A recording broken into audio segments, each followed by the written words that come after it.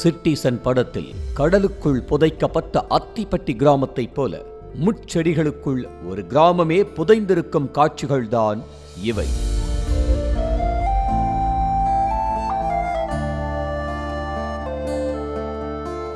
இரவு தூங்கச் சென்ற மீனவ மக்களை சுனாமி என்னும் பேரிடர் அள்ளிச் சென்ற கோர சம்பவத்தை தமிழக மக்கள் இன்றளவும் மறந்திருக்க மாட்டார்கள்.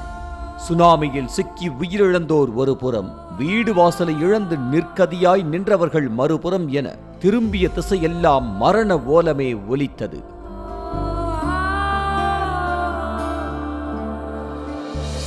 அனைத்தையும் இழந்து நிற்கதியாய் நின்ற கடலோர மக்களுக்கு பல்வேறு வகைகளில் உதவிகளை செய்த தமிழக அரசு, குறிப்பாக வீடுகளை இழந்து தெருவில் நின்ற மீனவ மக்களுக்கு கான்கிரீட் வீடுகளை கட்டி கொடுத்தது.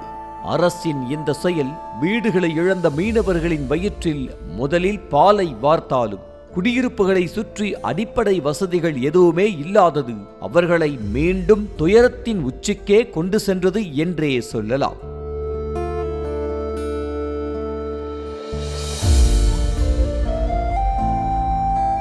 அந்த வகையில்தான் ராமநாதபுரம் மாவட்டம் மணக்குடி கிராமத்தில் வீடுகளை இழந்த 144 மீனவர்களுக்கு 4.25 கோடி ரூபாய் மதிப்பீட்டில் சிறப்பான முறையில் கான்கிரீட் வீடுகள் கட்டி கொடுக்கப்பட்டன. புதிய வீடுகள் கிடைத்த மகிழ்ச்சியில் சந்தோஷமாக குடியேறிய மீனவ மக்களுக்கு அந்த சந்தோஷம் சில மாதங்கள் கூட நீடிக்கவில்லை.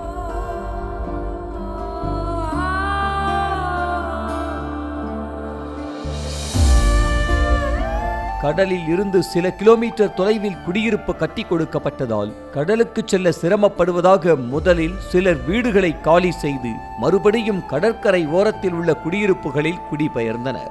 தொடர்ந்து குடிநீர், போக்குவரத்து, மருத்துவம், மின் இணைப்பு மற்றும் சாலை வசதி என அடிப்படை வசதிகள் எதுவுமே இல்லை என கூறி ஒன்றன் பின் ஒன்றாக மக்கள் வீடுகளை காலி செய்ய கிராமமே மக்கள் யாரும் இன்றி வெறிச்சோடியது.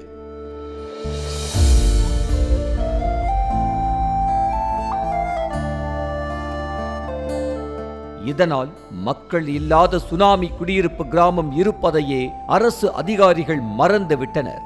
இதன் காரணமாக அந்த கிராமமே முட்செடிகள் வளர்ந்து முள் காடாய் காட்சியளிக்கின்றது.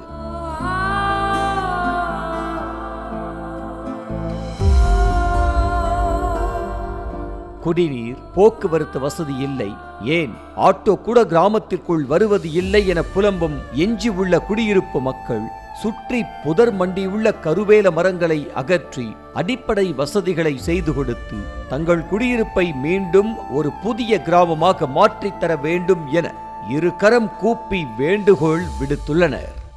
குடிநீர் வசதி கிடையாது, போக்குவரத்து வசதி கிடையாது.